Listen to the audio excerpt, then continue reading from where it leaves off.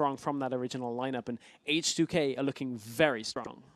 Meloncats are their opponents for this time around, and much like our previous second team, Different Dimension, they surprised a lot of people last week. They came out the door swinging and kicking, and they really put up a good showing. This is by far the closest they have ever come to the LCS, but they have some similarities to H2K as well.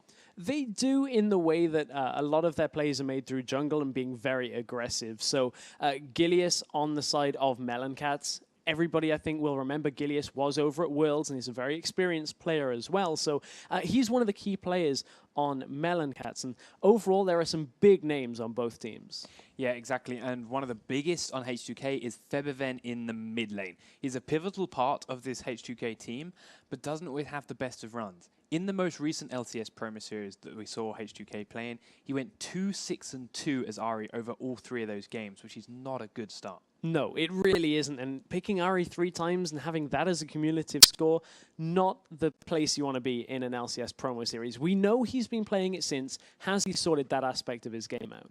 Yeah, Meloncats have another influential mid laner in their team too. They put a lot of players around him.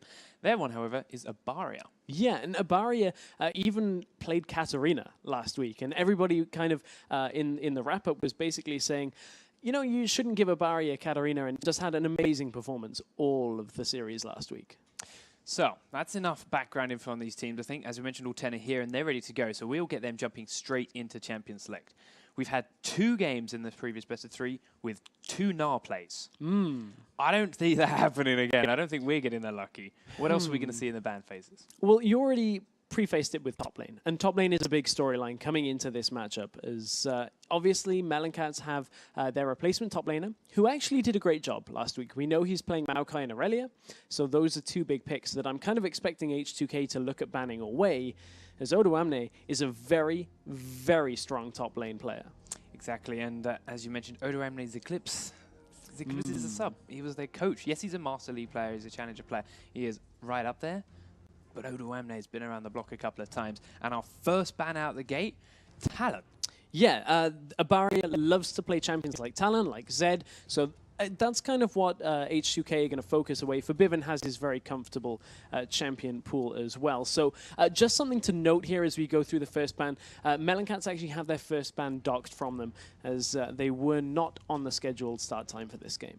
Yes, as I'm sure everybody noticed, but this is the punishment they have to endure. They only have those 2 to go with, and as we mentioned, they're that red side. They have that Lee Sin, that Zed priority that we've seen a couple of times. They have to, if they don't want to have it first picked away, be that NAR ban. And with 1 less to play with, that could be a big problem for them. It's very fortunate, though, that Abaria's playstyle is that Zed and Talon, because at this point in the game, 2 bans out on those AD mid laners is a good start for Meloncats. There's the NAR ban that we were kind of expecting, and would not be surprised at this point to see H2K ban away something like a Jace or something like an Aurelia. And actually, I was looking at my notes when they made the ban, and that's completely different.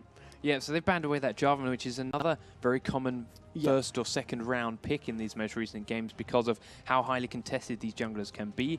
And MC answer it by taking away another jungler, taking away Lee Sin.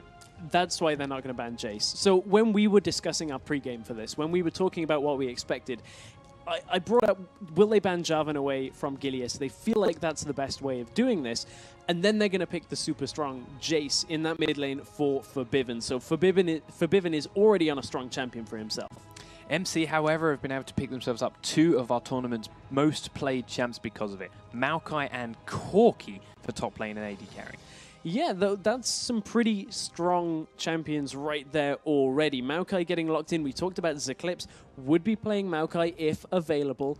And then Corki on Crikey down in the bottom lane. He had some pretty good games in the last series as well. So Corki pretty much fits him down to a T. So we saw Gilius playing Kha'Zix in the last best of 3 Meloncats performed in last weekend. He didn't have a great time on that Kha'Zix either. So I don't see Meloncats being too upset if H2K picked this away from him. But at the same time, is his Rengar any better? That's what he's left with. He's not got many options with Lee Sin and Jarvan banned away. So in the next 10 seconds, we're going to find out a lot about where Gilius go. As it is, H2K have locked in Kha'Zix and Rumble.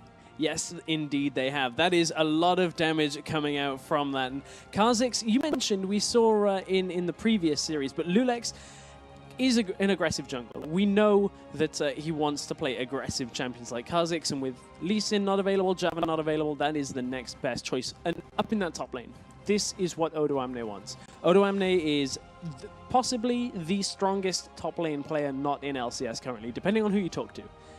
And Rumble into Maokai is a comfortable matchup for him.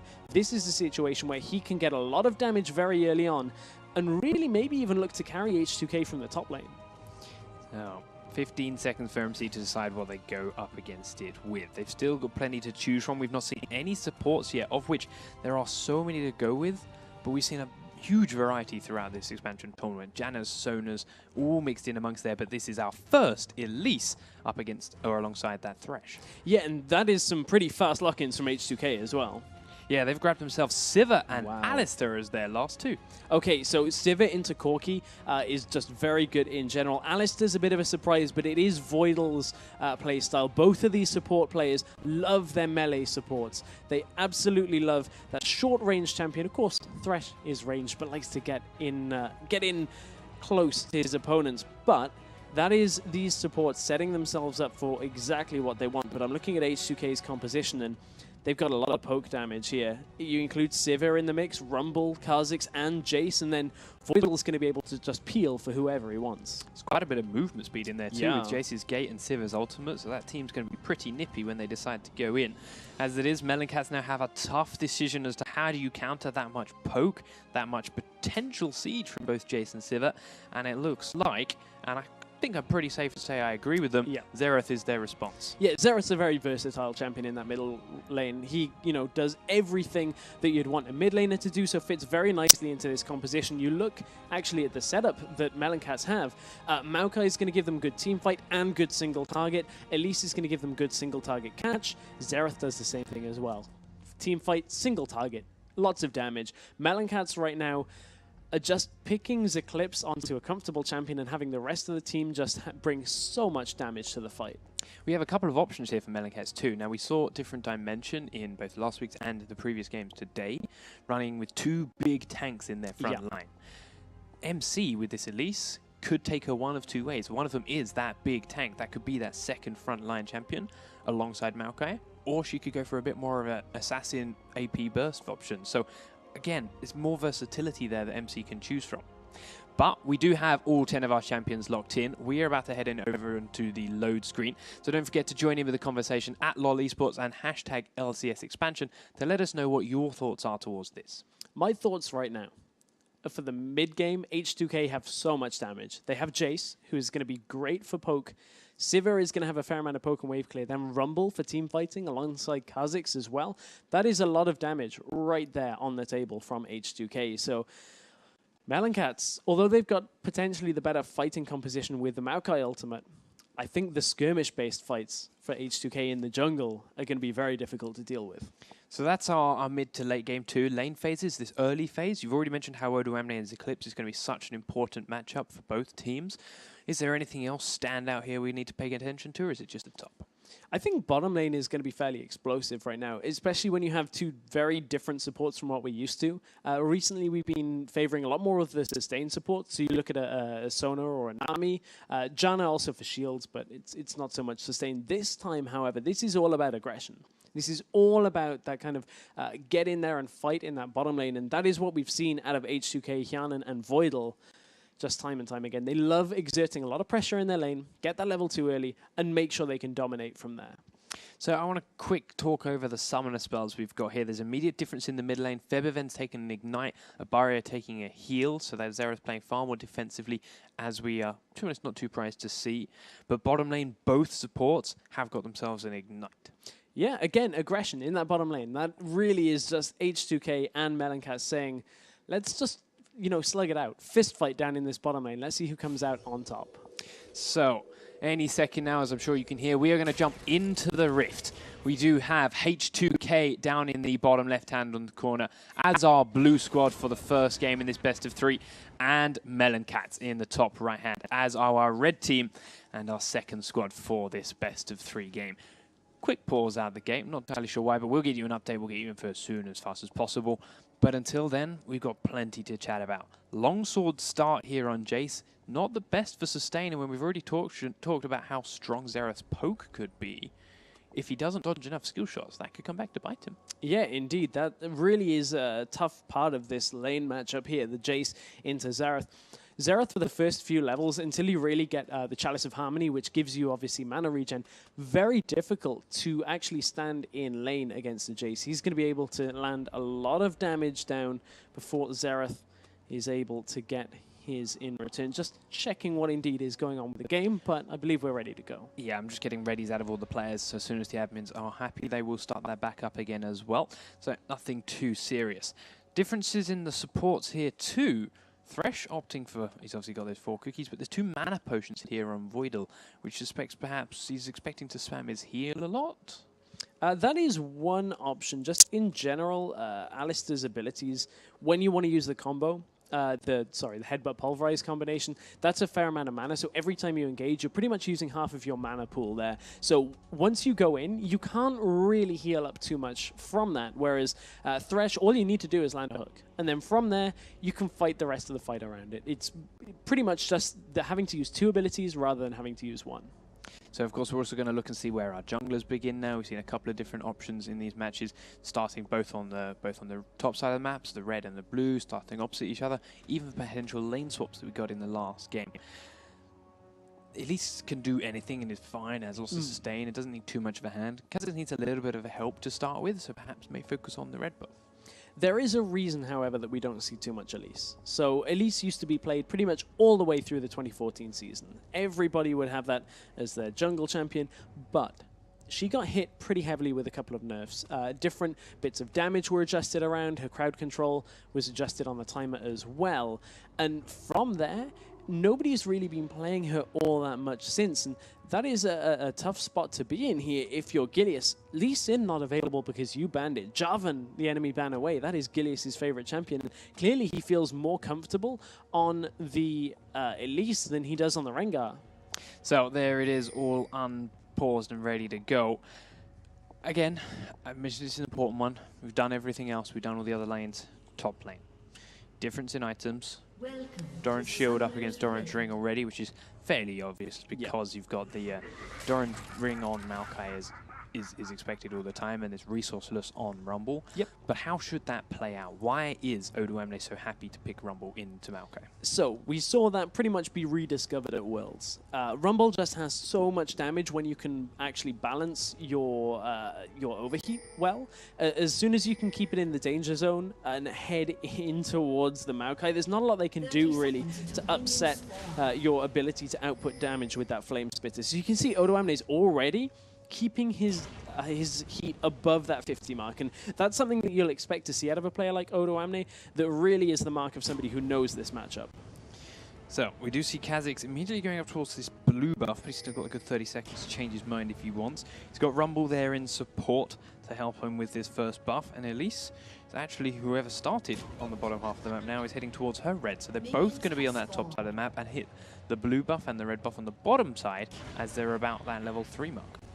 Down in this bottom lane, very interestingly enough, Voidal has gone for the lesser engage route on his skill level. He's actually taken heal at rank 1, which tells you that they're very afraid of Dude and Crikey actually putting a lot of damage down in this early game phase. They want that extra sustain, and they don't expect to engage until about level 3. At that point, Kiana will have the Boomerang Blade and the Spell Shield along with the Ricochet, and there they feel comfortable in the lane. We also saw them standing in that bottom bush before the minions had arrived, as we've seen time and time again recently. But as soon as they saw Thresh, even without Corki, they turned and kind of ran away. Yeah. So while they were there for vision, as you said, they did not want to take any kind of fight. But it's working out for them as they're already pushing this lane a lot harder than Meloncats can. Yeah, that's the other side of Triumphant Roar, Alistair's heal. It is going to heal everything around.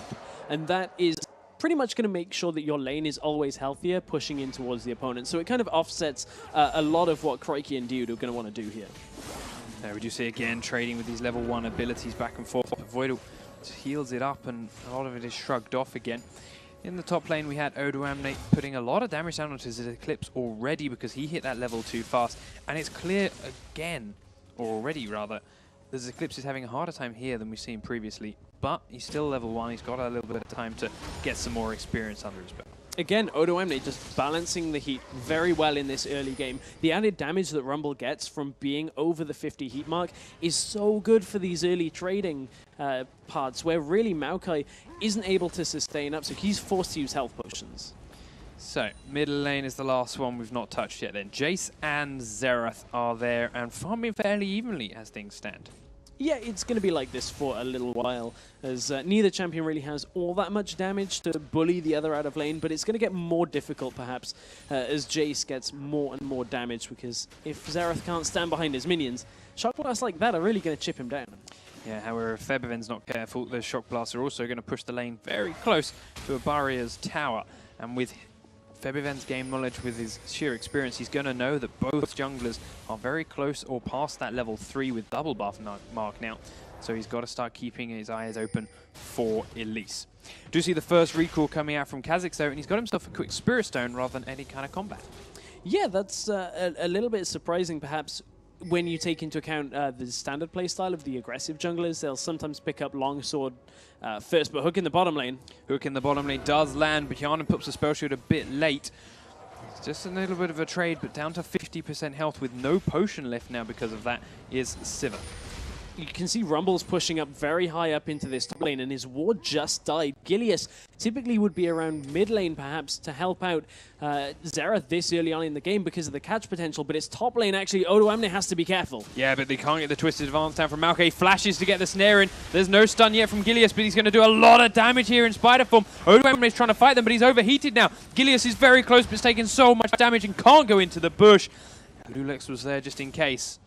Odoamne gets away with a tiny bit of health left. He's going to go in for more, but no mana on Eclipse, I think, is pretty much a safe bet there for Odoamne. But what happened in that engagement was Gilius was forced to sit behind their own minions because he couldn't risk getting hit by the Electro Harpoon from Odoamne, because that would have put Gilius far too low to actually go in. So very nice play, waiting for that moment from Gilius.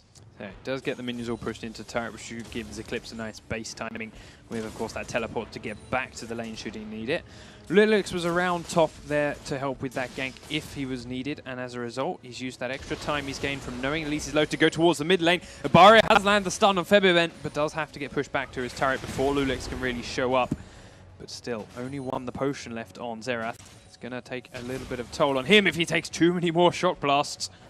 Febiven may look to go in there. I was thinking he obviously could 2 the skies in, but his mana is far too low for this point. But what this is doing is delaying Meloncats' ability to get a pick in the mid lane. They're looking to set up Abaria and Gilius getting just a 1v2 kill or 2v1 kill in that mid lane and get themselves onto the board here. This is a fair lead already for H2K, about 500, 600 gold right now. And that gap is going to go even wider unless Gilius can get into this game some more. He's looking for an opening, or was looking for an opening onto Febiven, but actually they've decided Abaria needs to base, so they just want to pump and push this lane, so that's what Gilius is helping him do now. Kha'Zix is right up the top side of the map and nowhere to be seen as far as that's concerned, so they should have an easier time. Actually, I'm okay, now I'm even more confused with what Gilius had done, because he didn't stay to help push that lane. He just came in, took a couple of creeps and left. Gilius just wanted a bit of farm, but I think the sentiment is kind of there towards what they're looking for in that mid lane. That 2 single target stuns into a kill is what they would look for, but not in that situation. So that kind of is a precursor to what Meloncats are going to look to set up later into this game. But back down to that bottom lane, we haven't really seen all that much out of our bottom lanes, considering we thought they were going to be very aggressive. But what we have been seeing is so quintessential of Sivir, always pushing in. Craiky's doing a good job of farming up with it, though. Yeah, right now they are on level pegging for the 2 AD carries. There's been a couple of trades either way, but again, easily sustained back up again by both Voidal and Dude using, of course, that Targon's Embrace. But there's big gold counts now on both the AD carries and the mid laners. We're yet to see any of them go back and really make a spend of it. So that as Xerath hits the fountain, he gets back and he buys himself, interestingly, the beginnings of that Chalice, despite being up against physical damage. Yeah, that is true that he is up against physical damage, which normally you'd see it go perhaps towards a Morellonomicon, but in this case, he very much so needs the mana regen. Blue buff is not going to be enough for him, but again, a repeat gank up in the top lane. Gilius is coming out, but this time Eclipse has no flash to get the snare down, And Odoamne just walks on out of there. Also, while that was happening, we saw another trade bottom, in which case, yes, Voidal is very low, but Crikey took all the damage for Meloncats, and that's a far better trade for H2K. But at the same time, we didn't quite catch it on our screen, but I believe Voidal flash pulverized and headbutted back because he used both of his summoners in that engage, and he's just hit a very important spike at that level 6. Alistar Ultimate allows the bottom lane here from H2K to trade so effectively in these fights because of the damage reduction. So watch out when these two pairs go back to the lane. The Meloncats cannot afford to have Alistar hit a headbutt pulverize combo. So, time for that first blue buff handover. Avaria is heading towards that now because Gilius is there to give it to him. Lulex just killed off a ward in the river on the top side. He's now heading towards his red buff, because that's the first thing to respawn for him. Or is he already given that blue buff over to Jace? That's an odd timing because he started it. He must have already given it to Jace. Never mind, just missed it. As that'll help that mid lane become back into an even more comfortable farm fight. Yeah, there we go. Yes, indeed. But look at what Jace did, in fact, pick up Brutalizer and the tier. So between that and the blue buff, he's going to be throwing those shock blasts out all the time in this mid lane. Yeah, Odoamne is starting to get very aggressive up top now that he's at level 6 as well. And this is a big wave of creeps that the Eclipse isn't going to be able to pick up from this turret because he hasn't got his TP to get back from this recall either. And this CS lead that is already there for Odoamne is about to stretch even larger. And that is forcing his Eclipse into a build path he really doesn't want to go to. Ideally on Maokai, you want the Catalyst, the Protector, because it makes you tankier over time. You pick up Rod of Ages, you get tankier over time, and from there, Maokai is the team fight menace. But he's having to go Spectre's Cowl just to get the magic resist. That is not going to lead to a very tanky Maokai as they start to group. Yeah, it's going to take a long time for MC to get the Eclipse into the point they like him being at. But can they stay in that long? Because H2K, we've already seen how they like to be aggressive. You mentioned the flash pulverize in the bottom lane. We know them in the past. But once they know their power spikes very well, they are not afraid to take fights. And if Eclipse isn't in the right setting when H2K decide it's go time, Meloncats are in a lot of trouble. Meloncats are already in a bit of trouble. When you look at how their lanes are going, they're down in every lane, and that is not a good position to be in against potentially one of the top challenger teams in Europe. I mean, everybody's talking about how H2K are looking incredibly strong right now. We know that they're doing well against the rest of the EU Challenger lineup, so they're making a big statement about wanting to get back, get to the LCS, finally. So, Gilius has made 2 attempts top now. One of them almost worked, the other one didn't even come close. But Odoamne still knows he's taking a lot of focus from this jungler and has got 2 wards there covering his backside for any further ganks. So Gilius needs to find an opening somewhere else, and perhaps that could be opening into a dragon if Meloncats play it right. But if they keep going like this, they're slipping behind by 1,000 gold in just laning, in just CSing. So they need something to change. I mean, Gilius has wanted to get into the mid lane, but every time Gilius is around mid, a barrier takes another shock blast. We keep hearing the low health pings. And just again and again, a barrier is just getting hit by shock blast after shock blast, and that's opening up a CS difference. And this is a Xerath who should be able to farm fairly well. And already this has opened up, just from a recall, the Dragon attempt. Dude comes in to try and spot it. Hasn't got a ward to place down, but they know it's happening, so they can get a rough timer on it, and they're not going to stop it. And they don't have wards because Dude has opted for mobility boots, but top lane... in the top lane, the Equalizer comes out. Eclipse dodges around it, but he's still taking so much damage from the rest of what Odoamne has. He has to flash back to the tower to stay alive, but again, he's got to recall. He's going to have to back.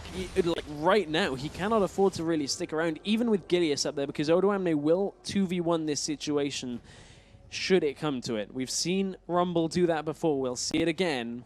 It's just a matter of whether Gilius is here now too, because there's no other reason for Eclipse to stay around like this. Gilius comes on out, does walk straight over a friendly wood, but see, Odoamne knows what's up. Flash doesn't land the stun, the damage comes down, but completely wasted Flash on Gilius's part. Even Eclipse turned around before the Flash happened. It's just not lining up for Gilius right now. He's off tilt at this point, and Elise is a difficult champion to get working in the current meta. She doesn't really have as good a start to the game as she'd want. The only thing you're relying on is her pick potential, and if you can't get into lanes like that, there's no way you can get those picks to work from you. So that's a big cooldown not being available, and Back down to this bottom lane. Check the health on that turret. Check the health on Dude after he takes a BF Sword infused Boomerang Blade to the back. Just dropping right down. And yes, as you mentioned, that tower's not going to last more than 2 minion waves, I suspect. Quick spell shield blocks out the big rocket from Crikey, who has now started to slip down in the CS after doing so well for sticking at the same point. Ooh. But the hook lands on Hjarnan. Actually going to take a lot of damage from the Phosphorus Bomb, and the Ignite has been used. But Voidal does a good job at blocking Corki out. But a quick flash forward and a Lantern from Dude gets him close again. But the rocket will not land. Oh, I don't think even Hjarnan was expecting that to hit. Looked like Voidal was in front, but that was a nice hook, and that shows the potency of this bottom lane, though. Do not underestimate Thresh and Corki with the amount of upfront damage they're going to have in these engages. Voidal's hanging around. Don't know what for. They're going to see him when he comes around the corner. They're going to see him when the minions go around the corner, and he's got no support from a jungler either. I don't know, maybe he's just trying to follow him into a sense of security, thinking that he had based, but he is now still there. Gilius is down here, but again, it's a handoff of blue buff to Abaria to try and keep him in the farm game. But again, he is slipping down behind Jace as well, and as you mentioned, the Shock Blast that he keeps catching on helping, down by 3,000 gold now as a team, especially with that dragon on top of it. And that is a big factor, that Meloncats just kind of let that dragon go away. Top lane there is a bit of a trade, but Odoamne has his equalizer. Yeah, and now Febiven and Lulex are coming up through the jungle as Eclipse is so low, and there's finally a first blood. Febiven gets it with a Shock Blast from miles away. That is a very slow first blood, considering the lead that H2K have right now. But it's on one of the players that they really need it on, because the problem with Sivir is the later into the game you go, she doesn't exactly have the damage to deal with a tank like Maokai. So who do you put the damage on? Jace has damage, Rumble has damage, so let's get kills and assists on them. Maokai's never going to be a problem. Jace walked all the way up there through the jungle and met up with Kha'Zix and got to top lane without boots. Yep. And he didn't use his acceleration gate because he needed it for the Shock Blast. He was just given all the time in the world to stroll on and have a little look around the jungle and pick up a kill without any kind of response from Meloncats. Hey man, don't underestimate the extra movement speed that you get from Transform. There is some of that too. It's Hammer Transform on the way up. We do actually get a stun from Gilius onto Voidal, but he shrugs it off with a heal. We do see MC now trying to get a bit of vision control around this Dragon Pit, which is good, but as Dragon's not coming up for over 2 minutes, those wards probably won't last. No, and another factor that when Dragon actually does end up coming up is Odoamne is going to be a massive presence there. He's got a needlessly large rod before even haunting guys, which is an insane decision-making process that Odoamne has gone through. Is like, I don't actually need the magic penetration right now. I'm just going to get flat AP and deal massive amounts of damage to everybody in the next Dragon fight. So you see him bullying Eclipse off of every last creep. Eclipse has gained about 8 CS from the last time we looked at those numbers. He's now down by 60 in his own. This is up here again, though. No wards at all. Delius has done a good job of that. He's dodged Odoamne's wards very well. This time the snare does land, but Odoamne may kill Eclipse before Gilius even gets there. It's a great equalizer, though. Odoamne will fall without taking either in return. Oh, it's so close, though, and that was a little bit of overconfidence. Jace is on his way up, though, so they've got to be careful here. One Shock Blast will take out either, and if they stack, it'll take out both. He's checking the bushes. One's clear. He's trying to get in the next one. One recall is going to complete, but Gilius is a bit late. He does get the last Shock Blast. Figured out where they must have been, and he picks up a return kill. He made a list. He checked it twice, and down go Meloncats. There's not really a Christmas classic in that one. No. Barrio's doing a little bit of damage onto Lulex, but he's dodging away from most of it. But we do see a turret going down in the top lane, and that bottom lane one finally fell as well. So it's 2 turrets to 0 now in H2K's favor, and a 5,000 gold lead. Voidal's behind Dude, gets the knock up, gets the pulverize, and he's going to keep chasing onto it. Hjarnan goes around the box and starts putting damage down onto Crikey. Remember, there's no tower here this time too, so they can chase a bit further, but Crikey's putting out plenty of damage that H2K are a little bit too scared to keep the chase up. And with a barrier coming down the river, he's going to keep firing off his ult to somewhere down to the bottom lane as the teleport comes down now from Odoamne. Dude falls. Crikey's trying to fight Hjarnan. He will also fall. And H2K again come out with 2 kills as no response from the Meloncats. They were just waiting on the cooldowns for Voidal, just waiting for that headbutt pulverize. And from there, teleport down from Odoamne. Here's the dragon fight that we were kind of predicting, but it is going to be preceded by a mid tower going down as well. Mid tower falls, mid lane is all the way open, and Meloncats are getting pushed back even harder. And while I'd say that, okay, you can fall behind a little bit with Xerath more than perhaps some other champions because he can wave clear so much better than a lot of people. But even he is getting destroyed by H2K's poke from even Odoamne, which is quite a distance of poke that he can't wave clear properly for them. He's back to the fountain after defending poorly that first middle turret, and now they may lose the second middle turret because of it. As it is, H2K decided 2 cannot push against 4 though, and they do back away, but not before doing 3/4 of the damage on that tower. Yeah, so a lot of that damage comes from the fact that Forbidden just hit a really important spike. He's level 13, which means he has 5 points in Shock Blast and 5 points in Hypercharge right now. And that gives him the ability to push down towers incredibly quickly. First you siege with Shock Blast, then you just chunk it down with that extra, I believe, yeah, the extra 130% damage on each auto attack at max speed. So Forbidden, Last Whisper and a Mana Mune as well is really in a great spot. So apparently we're getting some lag on the side of Meloncats, and they'll get that solved as fast as possible again. And, has disconnected. yeah, a barrier just reconnecting again as fast as possible. So ultimately, Meloncats, unfortunately, it's not really going their way today with a couple of small lag issues, and well, every lane losing over. Yeah. I mean, there's no way to sugarcoat that either. And I don't even think that the ban that they missed would have fixed that. It's Meloncats right now coming into this game just seem a step behind the game plan that H2K have. H2K have set this up very well for themselves, mobility poke, mid-game damage. And Meloncats are kind of floundering here. They don't... I mean, we can see sort of what they need to do. They need to back off, they need to defend the sieges again, not getting picked off from random ganks and roams from H2K. But with Febevan landing every single shock blast, which is now approaching 50% of Abaria's health with each blast, it's so incredibly hard to play like that. And Meloncats, I mean, they're going to try their best, they're going to do everything they can, but they're down by 8,000 gold at 18 minutes. And H2K look incredibly comfortable.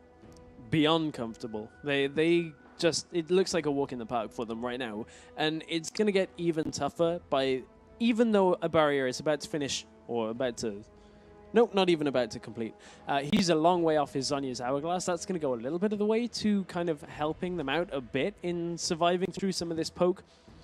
They just have a composition that is very mismatched. You've got a lot of single target focus, and then your team fight is kind of reliant on Eclipse's damage reduction, and then getting a pick to begin with that a barrier opens up a lot of damage, and then kind of just hoping H2K don't have damage from there, which unfortunately they do. So we did get a ready from both of those teams. The game is unpaused. We will be back in. Let's see if hopefully that gives a new spurt of life then for Meloncats. We do see in the top lane they're giving another go on Odoamne, but he uses the equalizer down onto 2, and Gilius has taken so much damage from it. Odoamne is slowed up again, but now he's got Voidlin support, and it's a 2v2. Kha'Zix and Sivir are also coming, and suddenly Meloncats are massively outnumbered. Eclipse is running in the right direction. Lulex and Odoamne, however, are chasing to Gilius, who is in certain doom. They're going to keep chasing him as far as they can. He's heading towards the river. Odoamne's careful of the turn, but there's the slow. There's the kill for Rumble. Easy kill. H2K, are they even turning towards Baron here? I think they are. And this do not blame them. This would normally be an incredibly fast Baron, but they've seen Corki's in the bottom lane. They know Gilius is not around, so they don't.